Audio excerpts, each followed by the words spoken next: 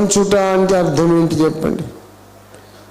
ఒక భౌతిక ఆకారం మన ముందు కదులుతూ కదులుతూ అలా ముందుకు వెళ్ళిపోతుంటే వెనక అడుగులు వేయటం వెంబడించుట. మరి భౌతికంగా ఏం కనిపించట్లేదు, ఆత్మనేత్రాలకే కనపడుతున్నాడు. ఇప్పుడు ఎలా వెంబడించాలి అంటే ఆలోచన విధానములో ఆయనను వెంబడించాలి. ముందు మన మనస్సులోని ఆలోచనలలో ఆయనను వెంబడించాలి. దేవునికి స్తోత్రం కలుగును గాక. రోమాపత్రిక 12వ అధ్యాయంలో ఇదే అంటారు, ముందు మనస్సు మార్చుకోండిరా బాబు, రూపాంతరం పొందండి. రోమా 12వ అధ్యాయము 2వ వచనం, మీరు ఈ లోక మర్యాదను అనుసరింపక ఉత్తమమును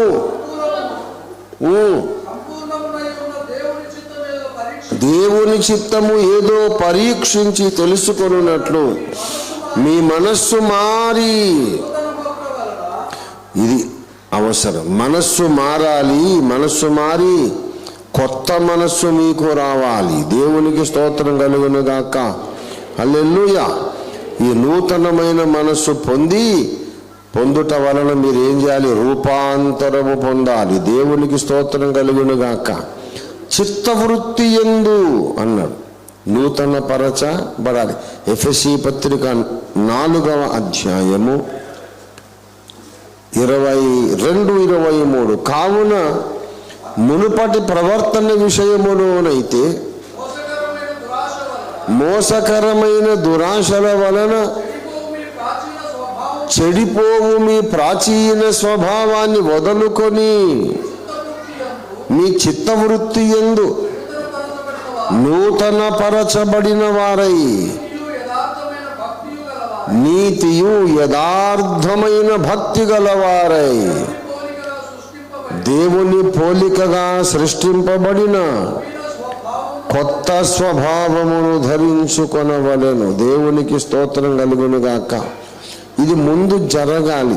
ఇది జరగకుండానే చాలామంది క్రైస్తవ జీవితాలు జీవించేస్తున్నారు.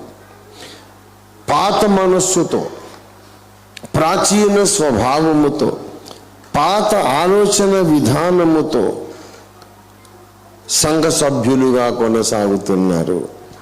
సంఖలో బైబిల్ ఉంది, నోట్లో కొన్ని క్రైస్తవ పదజాలం వచ్చేసింది. హల్లెలూయా, ప్రైజ్ ద లార్డ్, వందనాలు అయ్యగారు, దేవునికి మహిమ, దేవుని స్తోత్రం, ఇట్లా కొన్ని మంచి మంచి మాటలు వచ్చేసినాయి. హ్యాపీ క్రిస్మస్, హ్యాపీ ఈస్టర్ ఇవన్నీ వచ్చినాయి.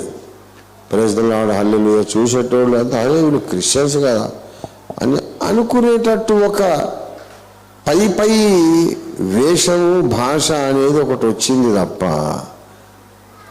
అంతరంగములో చిత్తవృత్తి నూతనమైందా?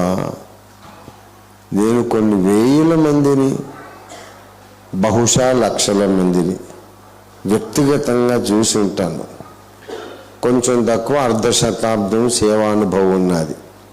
నేను ఎప్పుడు ఒక ఊళ్ళో ఉండలేదు, ఎప్పుడు దేశం మీద పడి తిరుగుతూనే ఉన్నాను.